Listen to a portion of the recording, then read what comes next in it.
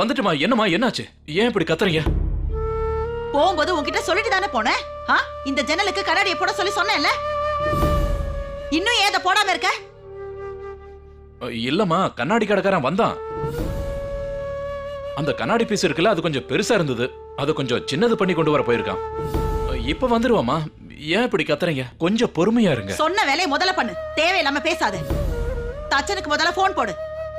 சீக்கிரமா போன் பண்ணி இன்னைக்கே இந்த வேலையை சீக்கிரம் முடிக்க பாரு. இல்லைன்னா பக்கத்து வீட்டுக்காரங்க எல்லாம் நம்ம வீட்டை தான் பாத்துக்கிட்டே இருப்பாங்க. இன்னொரு விஷயம், கண்டவங்க எல்லாம் என் வீட்டுக்குள்ள பாக்குறது எனக்கு கொஞ்சம் கூட பிடிக்கவே பிடிக்காது.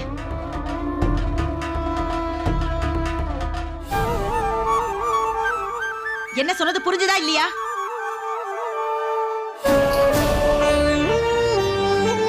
பக்கத்து வீட்டுக்காரங்களா? நல்லா புரிஞ்சுதுமா. அம்மா எங்க பாருங்க, நீங்க கவலைப்படாதீங்க, நான் அதை உடனே சரி பண்ணிடுறேன்.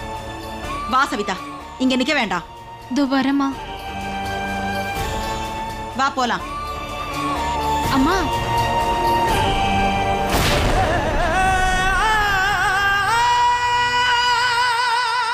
என்ன பார்த்து இப்ப நீ என்ன சொன்ன? திரும்ப அதை சொல்லு பாப்போம்.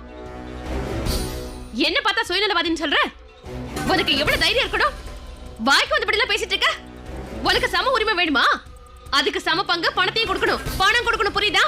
ஒரு விஷயத்த சொல்லவா? என் புருஷன் இது வரைக்கும் இந்த வீட்டுக்கு நிறைய பண்ணிருக்காரு. ஒருவேளை அந்த கணக்குப்படி எல்லாத்தையும் பிரிச்சு பார்த்தோம்னா உங்க 2 பேர் கணக்குப்படி என்ன கிடைக்கும் தெரியுமா? இதோ இந்த ஒரு கல்லு தான் கிடைக்கும். எடுத்துட்டு போ. உங்களால இதுல உட்காரவும் முடியாது, நிக்கவும் முடியாது. வாழ்க்கை முழுக்க உனக்கு எப்படியே போதா இல்லைன்னு பாரு. இந்த வீட்ல எல்லாம் உங்களாலதான் நடக்குது. இந்த குடும்பத்துல இருக்கிற எல்லா செலவையும் நீங்க தான் ஏத்துக்கிறீங்கன்ற மாதிரி பேசாதீங்க. அந்த பெரிய கடையை உங்களுக்கு பெரியவர் தானே வாங்கி கொடுத்தாரு. அதனால என்ன? நீங்க எவ்வளவு சம்பாதிக்கிறீங்களோ அதுல இருந்து எனக்காவது ஒரு பங்காவது எடுத்துட்டு வந்து இந்த வீட்டுக்குன்னு கொடுத்துருக்கீங்களா? சொல்லுங்க. இன்னைக்கு இந்த குடும்பம் நடக்குதுன்னா அதுக்கு காரணமே பெரியவர் கொடுக்கிற பணத்தினாலதான். ஆனா அதுல இருந்து கூட உங்க செலவுக்காக நீங்க பணம் எடுக்க தானே செய்றீங்க. என்ன பேச்சு பேசுற நீ? இந்த வீட்டுக்கு வந்து கொஞ்ச நாள் கூட ஆகல. இங்க பாரு, உன்ன மாதிரி பொண்ணுங்களை பத்தி எனக்கு நல்லாவே தெரியும். என்ன பண்ணுவீங்கன்னு எனக்கு தெரியும். நீ எல்லாம் எப்படிப்பட்ட ஆளுன்னு எனக்கு தெரியும். நல்ல பணக்கார வீட்டு பசங்க இருக்காங்கல்ல, அவங்க எல்லாரையும் நல்ல மயக்கி தூண்டில் போட்டு புடிச்சு வச்சிருப்பீங்க. ஓ யோகியதை தெரியாதா? எங்க மோகனி நீ அப்படித்தானே மயக்குன? அதான் மோகனுக்கு இதுக்கு இவ்வளவு கஷ்டம். உன்கிட்ட தான் அவனால தப்பிக்க கூட முடியல. உன்னை பத்தி எல்லாம் நீ என்கிட்ட சொல்லணும்னு எந்த அவசியமும் இல்ல, புரியுதா? மீனாட்சி போடுங்க.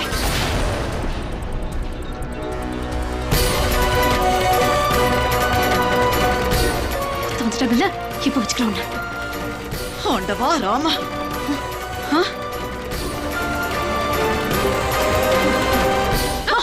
என்ன பண்றீங்க? உங்க 2 பேரோட வாய்க்கும் வர வர எல்லையே இல்லாம போயிடுச்சு. கொஞ்சம் கூட வெக்கமா இல்ல உங்களுக்கு? 2 பேரும் கீரிய பாவம் மாதிரி ஏன் இப்படி சண்டை போட்டுட்டு இருக்கீங்க?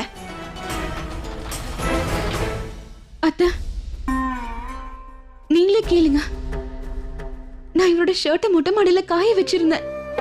இன்னைக்கு சாயந்தரம் வேலை விஷயமா அவர் யாரையோ பார்க்க போகணும்னு சொல்லியிருந்தாரு. மோகன் அந்த ஷர்ட்டை தான் போடணும்னு காலையில என்கிட்ட சொல்லிட்டு போயிட்டாரு. ஆனா மீனாட்சி அக்கா வந்து அந்த ஷர்ட்டை காயாமலே அங்க இருந்து எடுத்துட்டு போயிட்டாங்க. இது பாருங்க அத்தை, மொட்டை மாடி முழுக்க இவளோட துணியை அவ போட்டு வச்சிருந்தானா, அப்ப நான் எங்களோட துணிமணி எல்லாம் கொண்டு போய் நடு ரோட்லயே காய போட முடியும் அத்தை? சொல்லுங்க. இங்க பாரு மீனாட்சி, துணிமணியை பத்தி மட்டும் நான் இங்க பேசல. ஒரு விஷயத்தை புரிஞ்சுக்கோங்க. விலைக்கு வந்த அந்த கடைய நீங்க 2 பேருமே வாங்கலல்ல, அதனால உங்க 2 பேர் மனசுலயும் கோவம் நிறைஞ்சு கிடக்கு. ஒரு விஷயத்தை 2 பேரும் நல்லா புரிஞ்சுக்கோங்க. இப்ப உங்களை நான் சரி பண்றேன், கொஞ்சம் இருங்க. இதோ வந்துட்டேன் கண்ணா, இப்ப வந்துடுறேன்.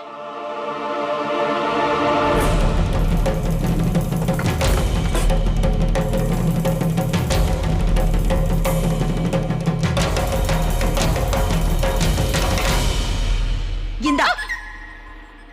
ஏன் இப்படி பயப்படுற? அதான் பிரச்சனை பண்ணணும்னு நினைக்கிறல, அப்புறம் இத பத்தி ஏன் பயப்படுற? இத புடி, இத புடிங்கறல. இந்தா வா, நீ முன்னாடி வா, இத வாங்கிக்கோ, புடி. இப்ப 2 பேரும் ஒருத்தர் மண்டைய ஒருத்தர் உடைச்சுக்கோங்க.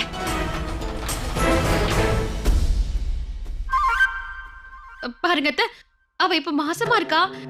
இந்த நேரத்துல நான் அவளை அடிச்சேன்னா எனக்கு பாவம் தான் அத்தை வந்து சேரும். கர்ப்பமா இருக்காளா? அத பத்தில உனக்கு கவலை இருக்கா?